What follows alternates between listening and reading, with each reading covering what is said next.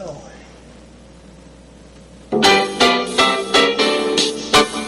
Erie's own Government Access, Channel 9, from the City Hall Council Chambers, it's time once again for the Taxpayers Hotline Show. And now, ladies and gentlemen, your host. And this is Councilman Kaz Patowski, and for a few minutes we'll be alone here, and the phone number's on the screen, 870-1284, if you'd like to call in. And in the meantime, the rules are very simple. You can talk about any subject you would like. Just keep it in the bounds of good taste, and try not to get personal with any person living or dead. And with that, we can start the show. And last week we had quite an interesting show. A few questions, and we had a chance to ride around and check out a few of the things. And the gentleman that called up about East Avenue, I had a chance to look at that, and he was correct, and I will check on the quality of material that's being used on that project, and hopefully we can get him an answer as to why they used it and whether that's going to be permanent. We checked a few other things out, and similarly, I took some notes, and we'll be taking care of them. In the meantime, if you got anything at all that bothers you, feel free to call. And just remember that tomorrow, good, bad, or indifferent is Election Day. So hopefully you will vote for the candidate of your choice. And that's an important part of America. And let's hope that somehow after tomorrow and going into the future, that we all manage to accept the results and to work together to keep this great country going in the right direction. Also, it was a pleasure to attend the Veterans Day activities this week at the VA hospital. We marched in a parade and also attended the services at the Jefferson School, which they had for the veterans. It was a pleasure seeing some of my old friends there, some old veterans and others. And remember that this Friday is officially Veterans Day, and take a time and a little extra time in your life to say thank you to a veteran, all of them, whether they served in wartime or peacetime. They all put it on the line at one time in their life and took an oath to defend this great country and its Constitution. And outside of that, it's like I say, once again, remember Election Day tomorrow. And as we move forward, the weather's been great, and we hope that it stays like this for a while, because looming around the corner is winter, and I know the streets department, and as I read yesterday, I saw it in the paper the other day and on TV, the state is gearing up for the winter and having all their plows together, and that's good news. On the sad side, we learned that we lost Chris Rogers, the airport director. He was a man of high integrity. I had the chance of talking with him. He's been on the show once or twice in the past. We hope to have him again on the show, but due to his health problems, that became a little tough. But under his leadership, the airport progressed very well. They completed the runway. We'll go back to the phone callers first. Go ahead, caller. I called last week and talked about the Transit Authority and EMTA and the costs and so on. Mm-hmm. And I asked you about you said numbers earlier, and then you said percentages later. Mm-hmm. Which well, I think the question was. Well, yeah, go ahead. Finish. Yeah. You were on the right side.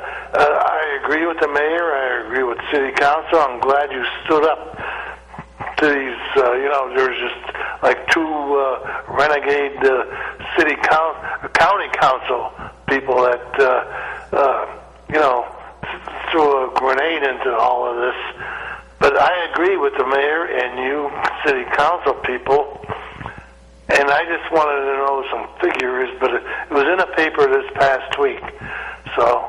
Well, those figures they don't know the answer, not even a newspaper.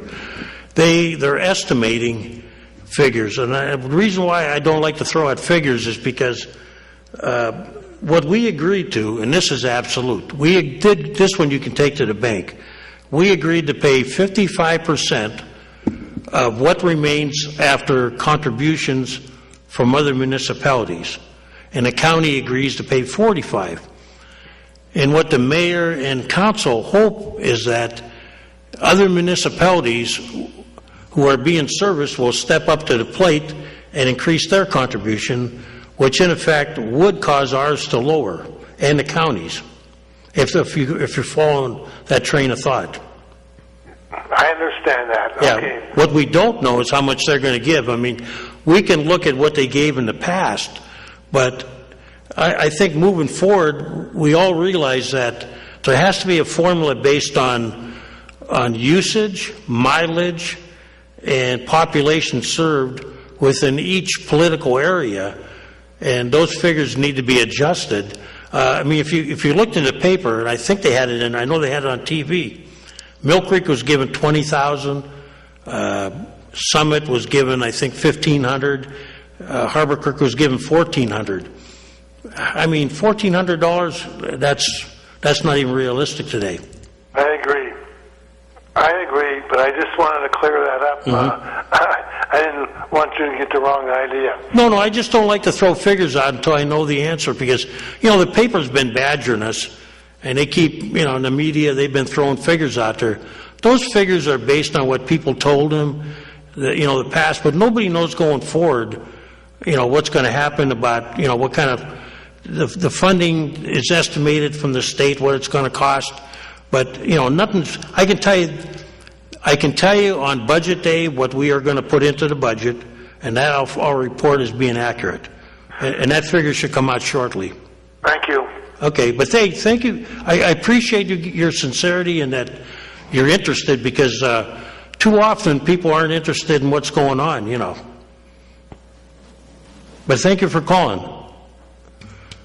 Yeah, the gentleman brings up a good point, and this whole EMTA thing has distracted from other things we should have been getting accomplished in the city, but moving forward, there will be a solution. I think it'll please everybody. It'll be a much more fair system to all involved. There were some interesting issues we voted on that came up about the land bank, and there was some misconception that we were going to, by instituting a land bank and all this, that we were going to be kicking people out of their homes, and nothing could be further from the truth. Go ahead, caller. Hey, Kaz, how you doing? Good. Good. Last week's show. Now, here's what you say at the beginning of every show. You have to have the bounds of good taste, not good person. Okay? Yeah, what that means is you can talk about anything you want, just I don't want anybody calling somebody a SOB or something like that, That happened last week. And I think I corrected the person. Well, I'll tell you what. He called Mr. Stemka. Yeah. Not here today, right? Yeah, he's not here today. He called Barry Dave Steinhagen an idiot twice. Yeah, and I told him He fired. Actually, I'm going to mention something when you're done talking, and I think you'll be interested, but go ahead. And also, what he called Tom Ridge a piece of trash? Yep.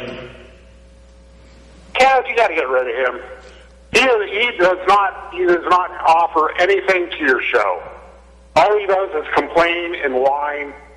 He doesn't have any intelligence when it comes to city politics or city proceedings. I just, ask him not to come on anymore. I mean, hey, the guy from Cat TV, he's great. He's great. He chimes in when something's important, and he has a great point of view. Well, I actually got a text message, and I was going to talk about it later, but since you brought it up, I'll bring it up now. There's a gentleman that he only gives me his initials, and I wish he would contact me. But we made a comment, and I can't remember if it was DJ or myself, that if he was to use any more of the language he did, we'd have to ban him. He used BS and stuff like that,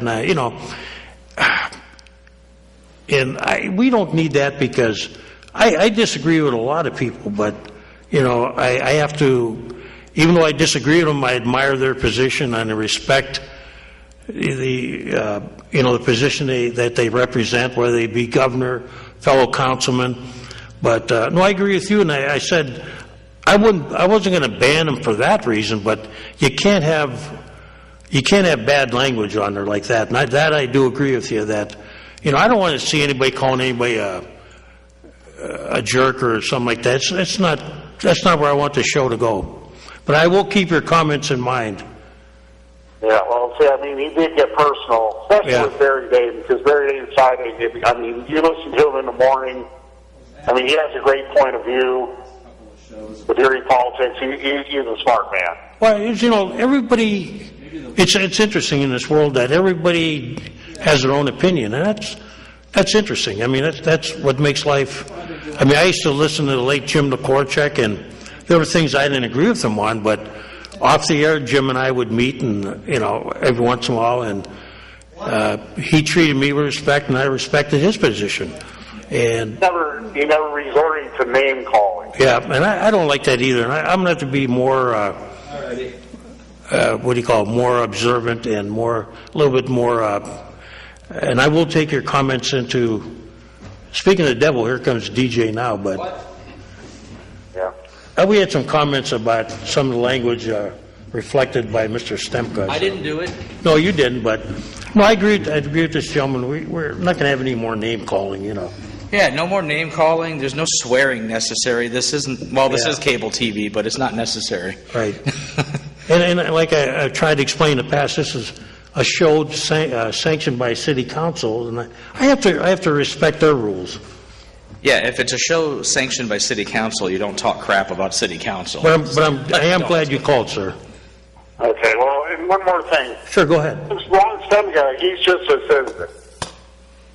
He doesn't hold any authority. No, and originally when different people approach me, I've given them their chance to come on here. What I appreciate about DJ is when you sit there alone, you get kind of bored and you hear yourself talking to yourself after a while. And it's always good to have somebody here to DJ, whether he knows or not, spurs my. He always manages to hit something that will. Cause sometimes known as a nerve. Right there, a good nerve though. But I wish more people would call because we do like to hear from them. Oh, because DJ, he holds a position in city. He's a director of Cat TV, correct? Well, not a director, but he's pretty. What is your title? There's only 2 employees, so I hope I'm at least worth 50% of that place. He does a good job, though. I do things. But like I said, Mr. Stemka, he's just a citizen. Get somebody on there that is in government or actually knows something. Except Mr. Stemka, he's just complaining and the taxes are high and they're not picking up my garbage and blah blah blah. You got to offer something to the show, and that's all I got. Well, DJ and I, we're trying to get some new guests on. A lot of people some people are really afraid. I think. They don't want to face the public. And people don't like being put on the spot. Yeah, that's okay, but me, I don't care because... I don't care. I enjoy being put on the spot. It doesn't bother me one bit, but that's why I appreciate DJ being here. But we're going to try to get we tried to get, like I say, late Chris Rogers, but I didn't know he was in such poor health as he was, but... Because we have had him on the past. But thank you for calling, sir. Yeah, we were talking about... different people we try to get on there. Chris Rogers passed away. We've tried. I've approached people too, and they're just like, I don't really like being in a hot seat. And it's not really a hot seat, but when if somebody calls up and they start yelling at you, what are you going to do? First of all, you should never be afraid. Yeah. Because if you are, then you're hiding some. But, I tell people, I always can't get the right answer all the time, but we'll try. You try. That's what makes you good. Go ahead, caller. I got a couple comments about the traffic lights in Erie. I was coming across 12th Street from the west side yesterday about 4:30. Okay, on 12th Street. On 12th Street. Okay. Heading east. I had to stop for every red light from Liberty all the way to French where I turned up French. Now, another problem I have is on traffic lights is on the Bayfront connector from 12th Street down to 6th Street. I travel that probably 3 or 4 times a week at different times of the day. You mean come from the west to the east? That's where I was coming on 12th Street yesterday. Okay, I mean coming down to Bayfront from the west end, right? No, well, this was yesterday, but I come down from the Bayfront from Broad Street. Oh, okay, the other way, okay. Yeah, that on about 3 or 4 times a week. Right. At different times of the day, I can make every green light. Other times of the day, I have to stop for every light. But what is the reasoning behind that? You know, once I asked a question and I got an answer I didn't expect. I remember ever since the time I was in high school, I kept reading about they were going to synchronize the lights on 12th Street. There you go. And I remember that, you know. I remember the frustration when I was dating my wife and she went to Villa. And I was probably, like most kids, waited till the last minute. And I thought I could get out there and, the lights would be all synced, and they weren't. Yep. They said that synchronization and how a traffic engineer looks at it is not the same way you and I look at it. I don't know what that means, but it basically says, they think they're synchronized now.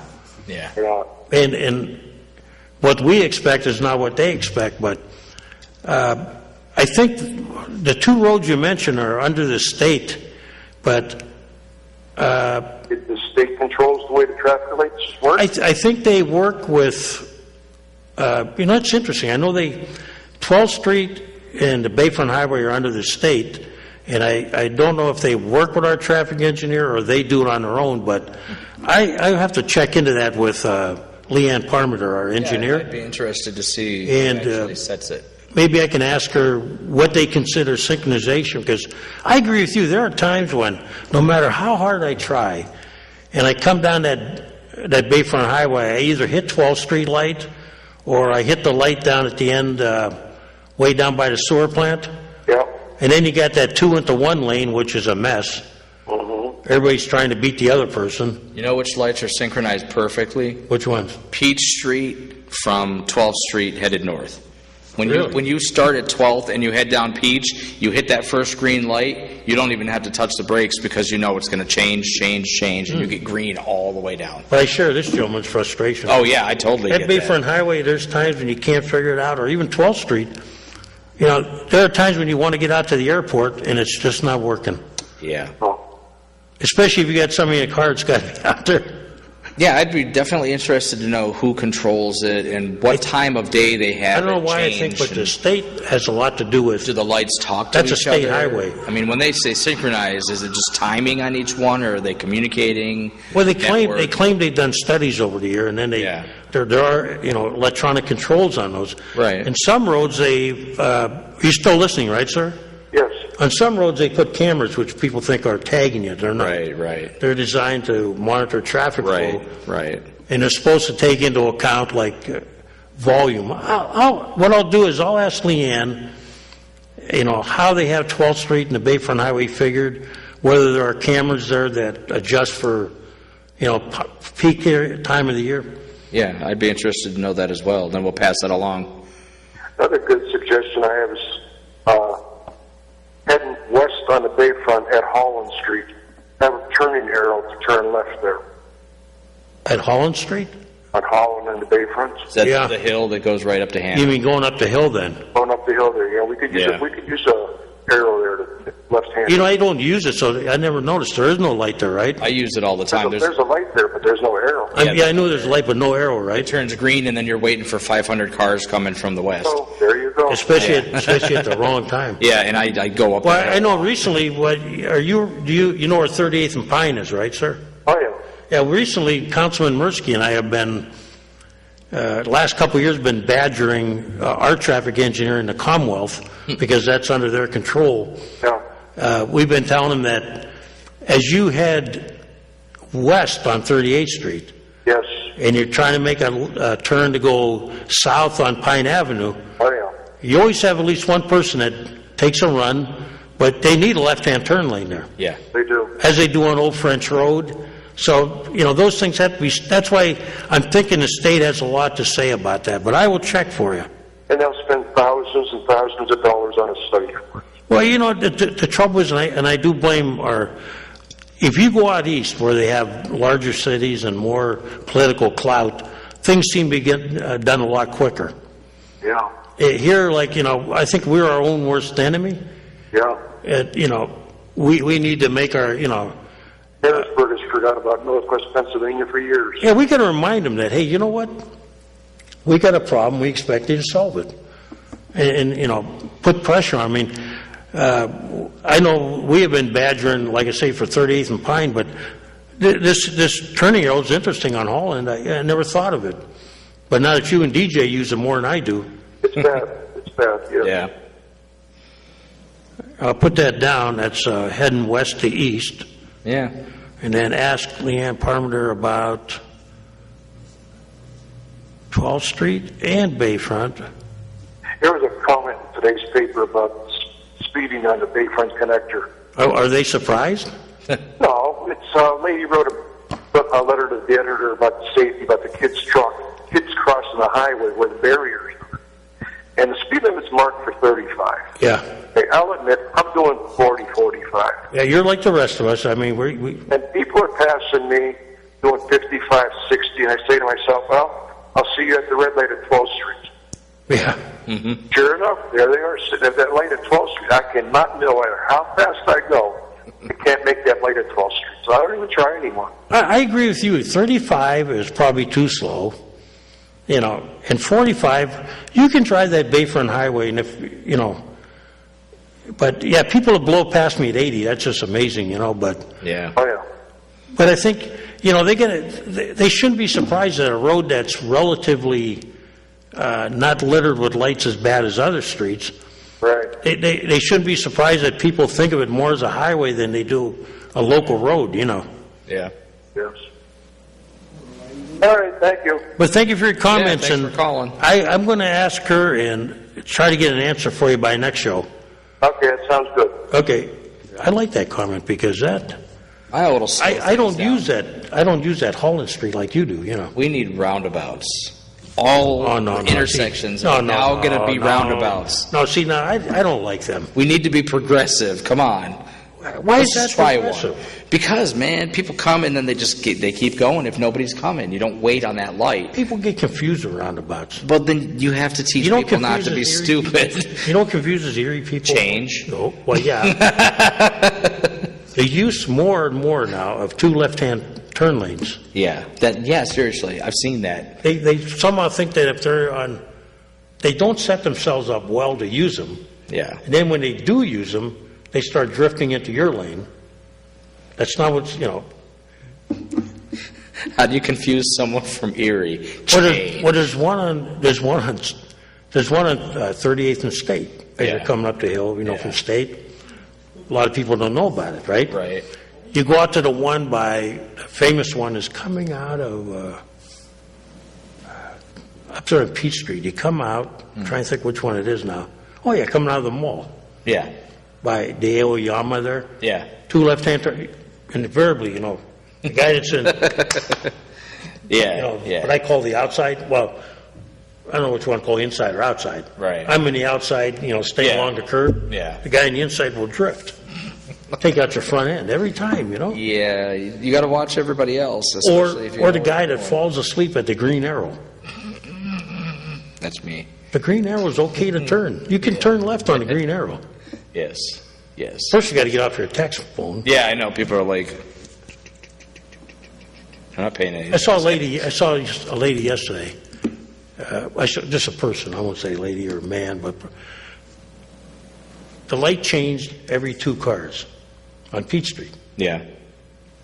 Now, knowing that, you would think they would get a minute the road is stopped, everybody's like, keep moving. Yeah. No, they sit there and wait. Oh, yeah. Maybe the arrow ain't supposed to be on. Oh well. Give me L.A., L.A. the Santa Monica Freeway. But was that a fist bump? Did you want a fist bump? Yeah. People that know how to drive and blow you off the road once Oh, my goodness. they either blow you off, but no, there's no get in front of you, and then spiking the brakes. Yeah. When they pass you, they pass you. Yeah. Like Chicago's, the O'Hare Freeway. Ryan, I mean, I'll never drive in Philly again, I'll tell you that. Philly driving was an Keeps you young. experience. Oh, no. Nope. You don't want to drive with me then. I do. You've brought me down here a Take couple your eyes shut, times. fasten your seatbelt, because,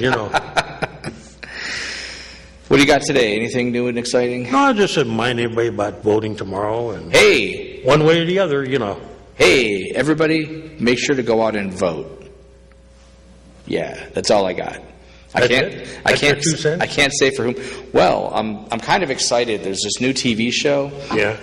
But it's actually coming to an end. The show is called America, and this is the finale of America is tomorrow. What was it, a miniseries? No, it's this country.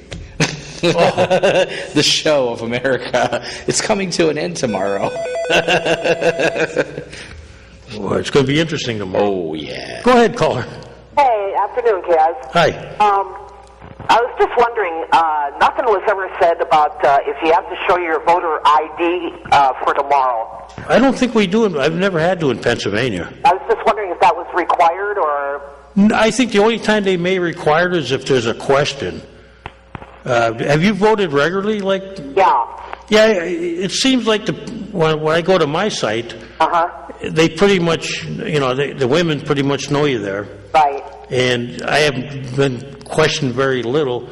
I used to have an ID card that they gave from the county, but I think it's always good to carry ID just in case. So this is a special voter card? I've never needed something. At one time, they did issue like a voter's card. I used my driver's license. What it did was it told you where your voting site was. And Yeah. the only time, like this lady says, you may have trouble if you go to a new site, but I've never seen like ID really required, but it's probably a good thing to carry it with you, just in case. Well, they never said anything about it this time around, and I was just wondering, if it's required this time or not, Yeah. Okay, thanks a lot. Yeah, I don't, I've never, I haven't said that, I've never seen them do it to me or people around, but I guess it's always a good, just in case, you never know, it's a good idea to carry one. Oh, okay. Thanks a lot, Kaz. Oh, but on another note, are you still there? I'm here. Yeah, well, years ago when I was working when they had the election with, I can't remember if it was John Kerry or Obama, when they were running against Bush. Right. There was a big argument about people not being allowed to vote. Oh. And so what happened was we found out that two things. If you're in line when the polls close, the marshal has to go to the end of the line and everybody gets to vote. Oh, I think I remember that, yeah. And then we had what they called, I was appointed by one of the candidates to sit there and give advice, not advice as to if you refuse the right to vote, right, you can have what they call a provincial ballot, which is even if you don't have, I think, ID, you're allowed to request a provincial ballot, and then you can vote. They'll hold it until you prove who you are, Right. But yeah, there was all kinds of questions like that. So, what I'd like to do, and I can't get them to come on, is get somebody from the county to come over and explain all the rules about voting and what you're allowed to do and can't do. Right. That might be interesting. Well, I just wonder, because it seems to me this time around it's kind of swept under the rug. It's not such a big deal, but... I know you're reading about it in, like, Carolina, they're doing that stuff. Right, yeah. Yeah, we've never been really that bad in Pennsylvania, but I still tell people it's not a bad idea to carry ID, though. Yeah, exactly. Because you could be challenged, Sure. Okay, Kaz, thanks a lot. Okay. Bye. Yep. Vote. Just vote. Whoever you're going to vote for, remember. And that's interesting, because I've had the privilege of looking at the ballots when they open them. Yeah. There's some interesting names on there. Yeah, well, just remember, there's not only 2 candidates. We've got 4 candidates. So if you're torn... There's more than that. Well, really? I only know about the 4 majors. I guess I'm not... In some states, there's more than 4, but... Wow. I learned yesterday there was a prohibition candidate, Is that crazy guy? a marijuana candidate. The crazy guy with the boot on his head? I don't know. They were showing on TV. They had a marijuana candidate. There was a candidate for some kind of other party. Okay, well, there's a couple of viable candidates. Yeah, Just you're talking remember about the two independents. there's Green and the libertarian. The Green candidate and Libertarian, Yeah. But just remember, do some research. Don't just be like, oh, all my neighbors are voting for this person, or somebody says I have to vote for this person because this person's evil. Do your research. I tell the favorite story. Somebody told me once, it really doesn't matter. In my first election that I won, okay, because I lost my first one. I was a young person full of a lot of ideas, but hold my thought. Hold your thought. Yeah, there we go. Go ahead, caller. Oh, hi, Kaz. Hey, this is Eleanor Shelley. Yes. Called about the water fountain on the bayfront. Yeah, you know what? I found it. Oh, yeah, you did? Yep, and it was really interesting because I drove by and almost missed it. Yeah. It was painted green, if I remember, right? Yeah. And it was bent like at an angle. Right, and there's a bench on the left side of it. Right, and it's closer to McClellan than any place. Right. I turned it into Public Works. They were unaware. I mean, we even went on the computer, and they have a program where you can, using Google search, you could actually go down the highway. You couldn't find it. Right. So I told them, I'm going to take a ride. So I did. I took a ride, like, where this lady told me, and I said, all of a sudden, I almost missed it, and there it was. Yeah. Hard to see. It was almost camouflaged by the foliage. Right. From the highway. Yeah. So I turned it in, ma'am. They don't know who has ownership of it, but we're checking into it, okay? Oh, okay. There's a chance, they said, that sometimes they turn them down because of the unfortunate weather. Oh, well, this was a month ago that they turned it off, and it was still nice out. Well, it was either turned off or it doesn't function. We'll find out. Yeah. Okay. But, I haven't forgotten you. In fact, the last council meeting, I saw the Public Works Director, and I told him, I said, I actually found it, so. Cool. I'm going to check with him about what he found out. We're going to check with Parks Department, see, what happened to it. Okay, you know what? I'll call you in a few weeks. Okay. And I'll see if anything happened. Thanks a lot. You know what, is there any, you probably know more, do you walk that road regularly? I run on it and I bike on it. Is there any more of them down the line? Is there any what? Any more fountains? No, that's... the only other problem I had when I would bike... I mean fountains. Are there any more fountains down there? Oh, not right there, but at 12th and the Bayfront, I could never get the crosswalk to work. Oh, okay. But this was last year. Yeah. I don't know if they fixed it or not, but that's the only other problem. How about fountains? Are there any more drinking fountains? No more. That's the only drinking one that I found. Wow, on that whole highway. Wow.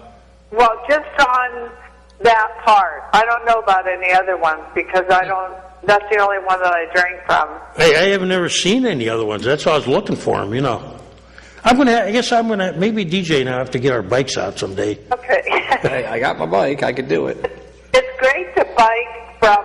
If you bike from McClellan to Broad Street, it's 1 1/3 miles, and it's going downhill towards Broad Street, and there's a slight uphill all the way up to McClellan, including up to Penn State. But it's great to bike and run on because there's hardly anybody on it.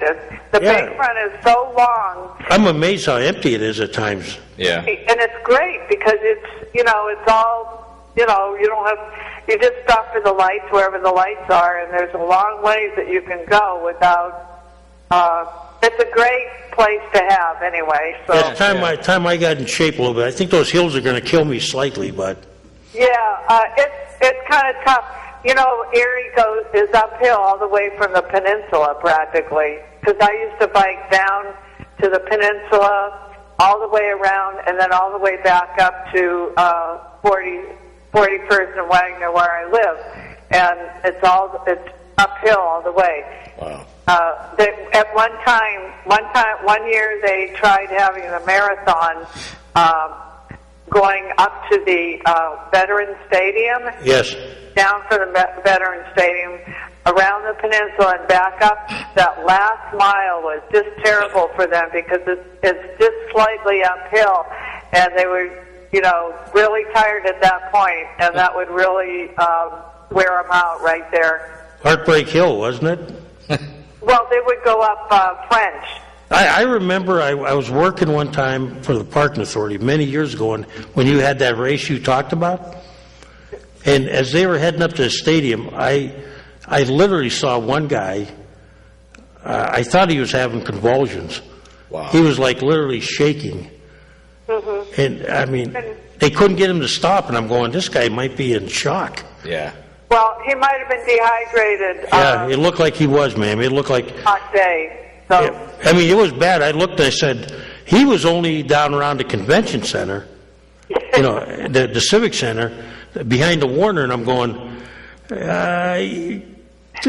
there's still a long ways to go, you know?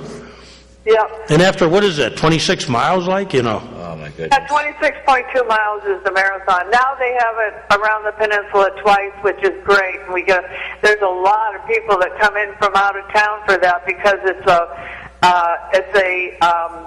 qualified marathon run. It's sanctioned. And so people come here and run it so they can get qualified for other marathons. When I was a young man and I ran track in high school and I was in good shape, I had this plan that I was a distance man. I was going to try the marathon. And before I got not drafted, I joined the military. I think I was up to around 13 miles. And I'm thinking, I don't know, this is... I kept thinking of that ancient Greek, Philippides, the guy they talked about. I'm going, no wonder why he died at the end, you know. There's a doctor in the area that runs marathons yearly, Dr. Young. He's a chiropractor. But my brother has also run marathons. Has he made it all the way? Well, marathons, but this doctor, Dr. Young, runs the 100-mile runs. Ooh. What's that done? I mean, over what period of time? Pardon me? Well, how long do they give you to run 100 miles? I mean... what they do is you run so long, and at one point they take your heart rate, and they check you out, and if you get to a certain point at a certain time, you're allowed to go on. Because it takes 24 hours or so to run these things. So they make sure that you aren't going to die in it, and you have people doing your riding in a car, driving a car, and they meet you at a certain point so you can eat or change shoes or do something to carry on because you run all day, all night, and then part of the next day. I think I read the Olympians average 11 miles an hour, like, you know, when they run the marathon in the Olympics. Yeah. And my wife, she said 11 miles. I go, and when you watch those guys, you go. Well, look at the high school kids now. They're running 5 to 6 minute miles in the 3-mile cross country races in Erie. You know, I don't want to date myself, but we were lucky. You know, when you go back, you know, 5 minutes was considered good for some people on a regular mile, not cross country. You know. Yeah. Oh yeah. Well, a lot of people didn't run Erie. A lot of the runners, the older runners in Erie, they didn't do strength training and stuff like that. They just ran. Oh yeah, we did. When we ran in high school, I mean, we didn't have any camps or. Right. You went out, you got loosened up, and you know you ran. You did a lot of preliminary work before your first meet, but nothing like they do today. You know. Well, the whole thing now is to get out and run. And if you can't run, you just get out and take a 15-minute walk, a 20-minute walk during the day, and that'll be real good for you to start out. I like that. It's the greatest feeling in the world to be running on your own, and nobody's around you. Your mind just works. Right, and no phone. I mean, no radio on your head. No, I never did. I just used to like to walk out. Right. We would run through the woods or something, you know. Yeah. And just, you were at peace. No one could bother you. You actually go into a trance sometimes. You know, you're at peace with yourself. Right. If someone's having a problem, just go outside and take a 15-minute walk. Yeah. Yes. It helps. It Okay. does. Well, thank you very much, and I'll check back in a few weeks. No problem. And I'll check with them, see if they determine whose ownership that is. Okay. All right. Thanks a lot. Yeah, I actually found it. It was out in the middle. I mean, it was like well hidden. Yeah. I mean, you could see it, but with the trees in the back, they're still green. Yeah, I'd like to see if there's any others. There should be a map of those things. You hope. You hope. You know what I'd like to see? She's talking about running around the peninsula twice. Yeah. I would like to see a bicycle rally as big as Roar on the Shore. I would like to see a bicycle rally. With real bicycles? Bicycles. Yeah, that wouldn't be a bad idea. And we could do a tour, starting up here and go around the peninsula and come back, or they could work it out somehow. I mean, something like they do in Europe, like the Tour de Erie? I would like to see that. Competitive bike race? It doesn't have to be competitive. It could just be come on out and enjoy what we have. Cycling was kind of like something that's not big in the U.S. Yeah. And I had a friend I worked with once that actually tried out for the Olympic team. Didn't make it. He got a jacket and a thank you. Yeah. But he had a special bike. He showed it to me. It's like super lightweight and all that. I used to ride 15 miles a day, and then I got a driver's license, and that was down the toilet. But no, you're right. When I watched the Olympics in the competitive long distance cycling, they had this marathon like for cycling. It was like you looked at it and you go, up the same course about 4 times. The women did, I think, 2 of the same thing. Mm-hmm. But you're going up and down, and you're watching. You're looking at these people, and they're racing down. And then you see somebody get cracked up, and a couple of them got pretty bad shape, and you're going, this is not for the faint of heart. No. But I don't know, man. I couldn't imagine, staying on a bike like that for that long. But that might be a good. No, I like casual riding. I do have a bike, and I go out once in a while. I like it. I think next summer I'm just going to ride. Not even going to use my car. I'm going to ride back and forth to work. Yeah, I like bicycling. It's nice and peaceful, just like running used to be. You don't need headphones or. Oh, excuse me. It's one of the few exercises you can actually still sit down and get exercise and travel. I think when you put headphones on, you're listening more to the music, and you're not. Yeah, you don't pay attention to what's going on around you. Not only that, you don't take in what's around you. I mean, it's like. Yeah. There's a lot of beauty out there. I wasn't kidding. When you run, sometimes you get into a trance. Like I'm in a trance. The chemicals in your body just take you to another level. I'm in another level. It's a peaceful feeling, though. Yeah, it's nice. That's why I like Erie. I like Prescott. I like to go down there sometimes and just sit and listen to the water. People love water. I found that out. Oh, yeah. Even when they just sit there eating, they like to be by water. Water is a big attraction. Excuse me, yeah. I gotta go ride a bike and wake up. Are you okay? No, I'm fine. I'm just pooped. Been doing a lot lately. Been really busy up at work. Just doing a lot of stuff. Cleaning, now, I mentioned we marched in that Veterans Parade, and it was a good time by all. Good. But cool. How many people do you get for that parade, in the parade? Hard to say. I mean, when I got there, they were still forming, but it wasn't a long parade, but it had 2 bands. One from Conneaut, one from Seneca. Yeah. They had a lot of groups marching, the VFW, the American Legion, I marched with the VVA, the Vietnam veterans, some of my friends. It was a nice time watching people along the road, little kids. Yeah, what we've been lucky is that the weather has been holding out so nicely. Yeah, think about that. I mean, yeah. Usually at this time of year, you can get almost anything. Yeah, I mean, usually for Halloween, it's freezing, it's cold, the kids really have to bundle up, but it's been so warm straight through. Yeah, for the kids' sake, I'd rather see a nice, at least tolerable weather. As long as there's snow for Thanksgiving and Christmas, I'll be happy. Oh, you like that, huh? I like that a lot. I just don't like the blizzards. They can be fun, as long as you got 4-wheel drive. Not when you're driving 300 miles. No, not 300 miles. That would be bad. When you go visit your kid? or they're visiting you, you don't want that. I've done that in upstate New York. There was a blizzard on I-81, and I was headed south, and it was just, you couldn't see 10 feet in front of you, and I'm just like, oh, stepping on the gas, hoping I don't run into anybody in my younger days. I remember one time so I much hit anymore. a snowstorm. It was like somebody threw a white sheet over me. And I'm going, Yeah. this ain't good. Yeah. And then in front of me, there was an apparition. It was a car turned sideways. Oh, yeah.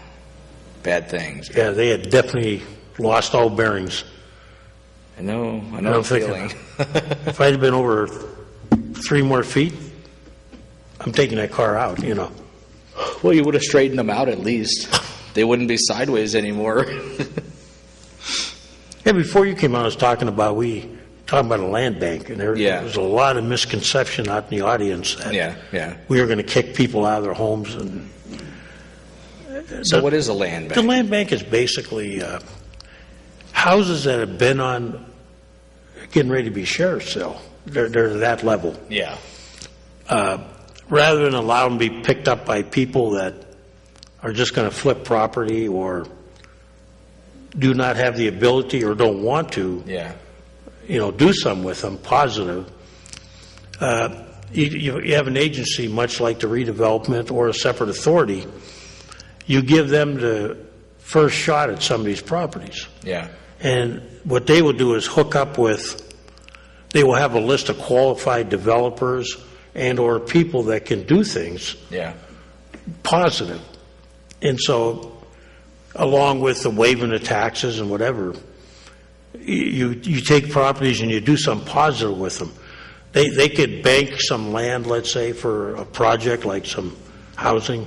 Because too often what happens is people come to council, and a lot of people have good intentions. They buy a piece of property next to their house, develop it into, a yard or something. But a lot of times what we see is people from out of town just buy property, nothing gets done to it. Yeah. Nothing, not even greened, okay? And there are cases where people out of town own property that is run down worse and gets more run down. Yeah. The only way you can attack blight and other issues is to find unique and innovative ways to do things. And up to now, the old status quo is not working. No. So, this council has been pushing for that for a while. And I got a property for you. There's one next door to my buddy's house that's been abandoned for over 5 years, and there's trees growing out of it now. is it in the city? It's in the city. There's trees growing out of the windows. You and I, off the air, give me the address. And Yeah, I will do that. I'm we'll have just to see who owns it and what's going on with it. It's ridiculous. The dude walked out 5 years ago, and I thought maybe if he doesn't come back, but it's been 5 years, and there's stuff piled up against the back of the house. There's animals there's a house living there in too? it. Yeah, the house is there. There's stuff against the back of it. There's animals living in it. People have been breaking into it and taking stuff. It's bad. You got the address? I'll give you the address off the air, but I paid to have the backyard cleaned up once, and it's been 3 years, and it's all grown up again, and I just...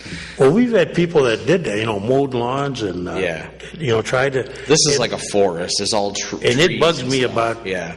Sometimes we are not very proactive on, approaching these issues.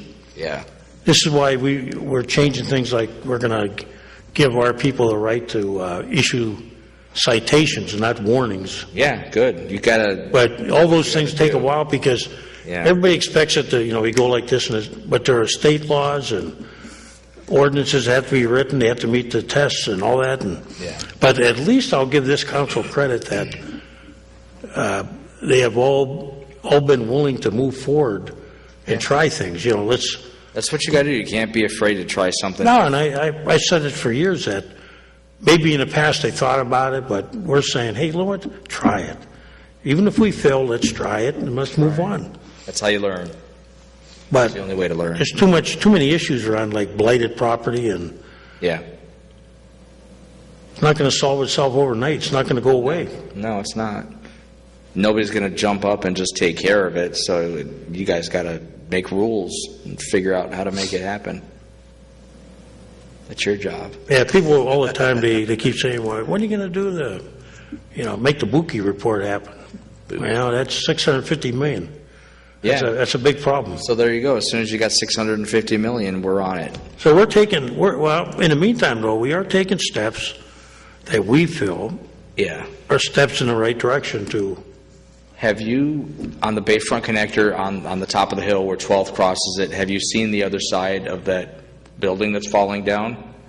Remember the one that you guys been trying to find him about the roof and the old Zern building? Oh, that one. Oh, you mean the one at 12th and...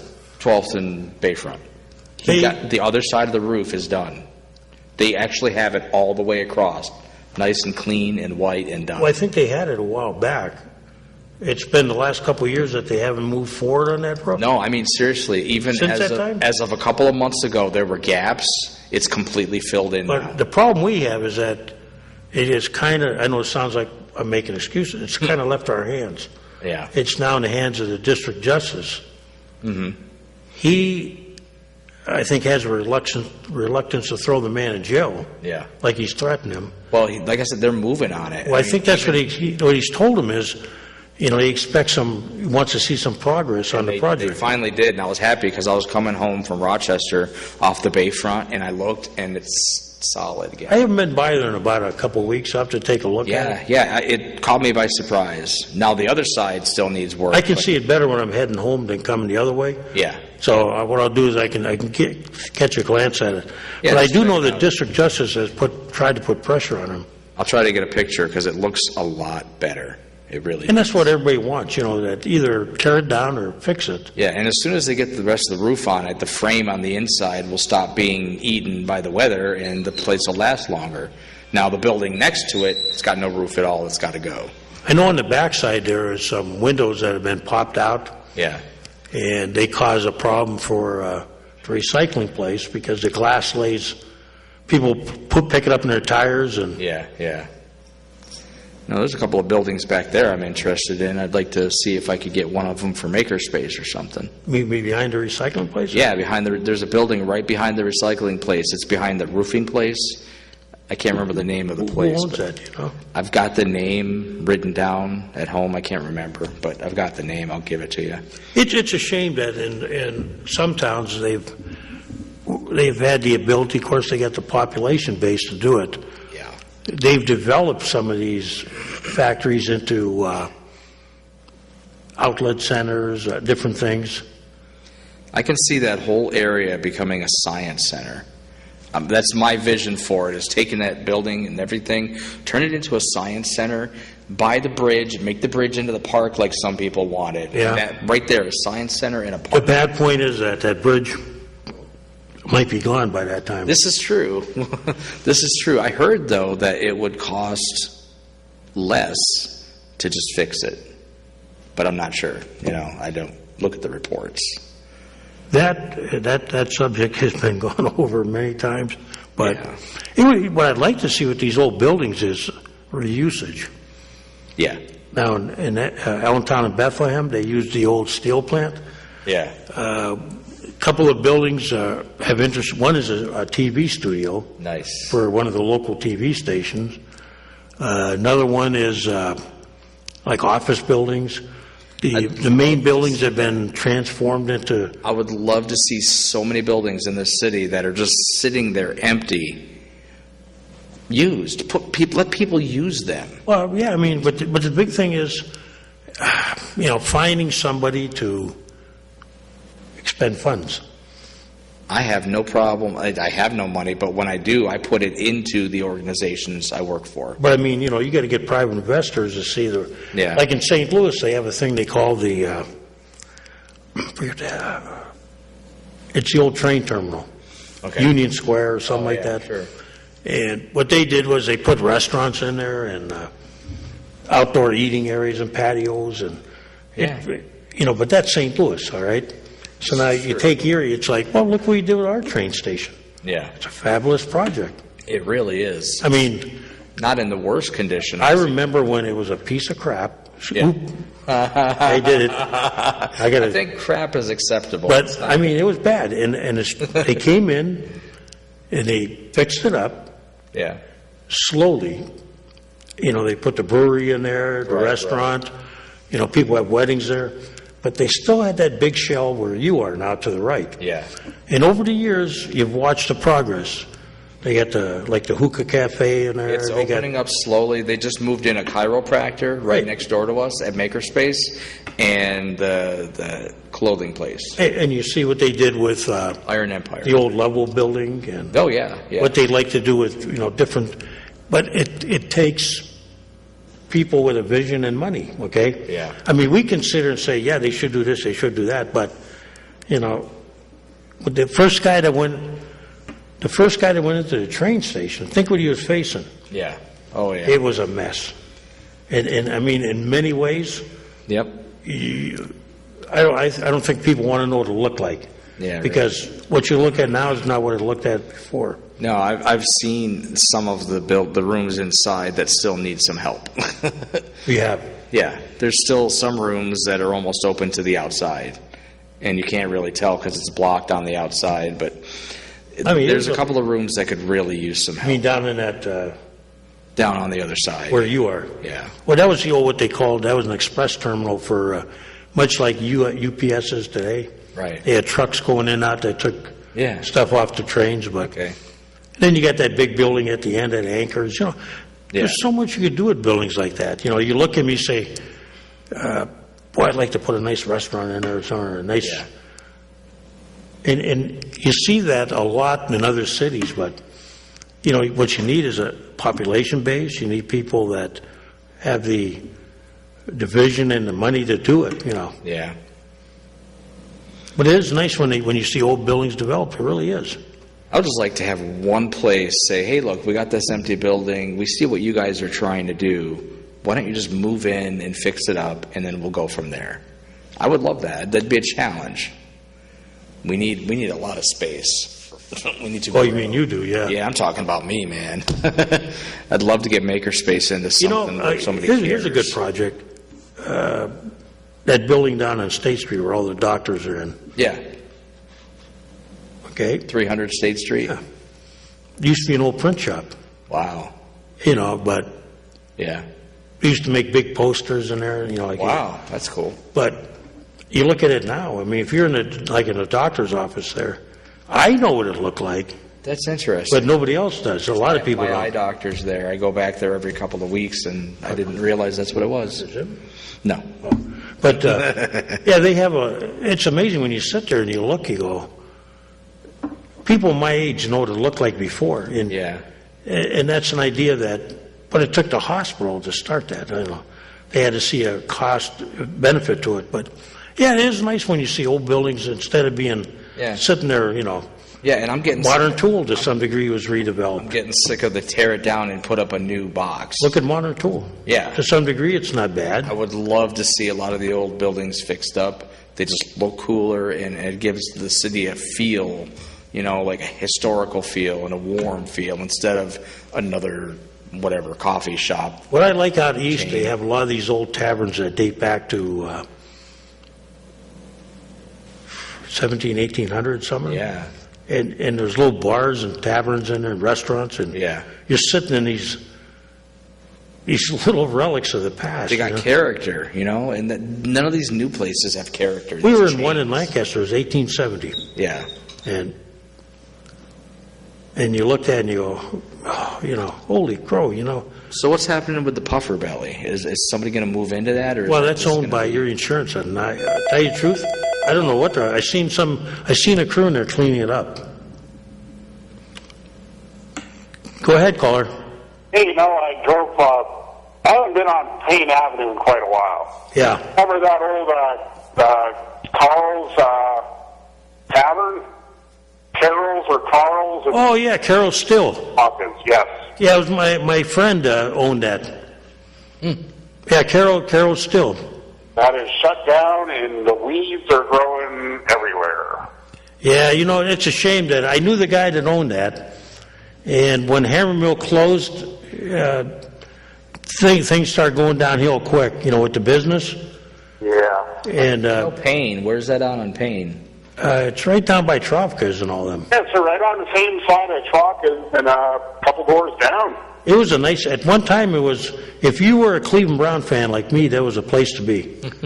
Well, you went in there a couple times, right? Oh, yeah, Kaz. They used to have great dinners. I remember I think they had some kind of fish dinners. It was Billy and Carol that owned it. I don't know if they did like Polish food, pierogies or something. I can't remember that. But. Yeah, it was my good friends Billy and Carol that owned it at the time. But yeah, it was a great place. But you know, that's one of those things that happened after the fall of the hammer mill. Things really changed in that area. Yeah, that's just a shame because that was such a nice bar. And he said I remember when he used to tell me, he said he had more workers and neighborhood people that came in there, you know. Yeah. Oh yeah, there were several taverns in that area, and there's another one that was like on 8th Street, probably 8th and Hess area. Yeah. No, there was the Duck Inn, and then you go down from the Duck Inn, there was another tavern. Do you remember that? Not really, but... Yeah, it was like on the corner of, like, let me see, the northwest corner of, I believe, 8th and Hess. I'm sorry the weeds are growing up in Carol's place, though, but... Yeah, that looks horrible, Kaz. I don't know if the city can do anything about it, have it. I don't know. It looks like hell, and I'm sure the Trocas people don't appreciate it looking like that. Give it to me. I'll clean it up. Turn it into a coffee shop. I'll tell you what, it was a beautiful bar one time. Yeah, it was. It was, like I say, it was a good place to hang out. In fact, it was... Like I say, it was the place for Browns fans, but you know, you could always have a good argument in there. It was a nice place, good place to watch the Steeler Browns play. They had plenty of room to eat. They had tables and a really nice wooden bar. I mean, very classy, and that's just sad. Yeah, and then Billy and Carol were good people, and you know, I see them from time to time. I'm going to tell them that you talked, about the good times there. Yeah, it's missed. It's missed. Yeah, like I said, a lot of those bars. There's great old bars in that East Avenue area that are long gone. Yep. Yeah. Okay, guys. Hey, thank you. Yeah, hey, thanks for calling. And with that, he's going to kick us off the air now. We are being kicked. I'm going back into my summer mode here. We had a visitor last week. Couldn't Did tell you? if he was from Hazmat. Yeah. Or he was Clack 2. Pretty sure he was You trying know who that was? He came to clear out the 5th floor, You know but who that that didn't was? work very well. You're not telling, huh? Yeah. Well, with that, DJ, see you next week, maybe? You got it. And remember, vote. Vote for your heart or something. From your heart. How's that? Vote from your heart. They can still hear me. Vote from your heart. Ladies and gentlemen, you have been watching the Taxpayers Hotline Show on Erie's own Government Access, Channel 9.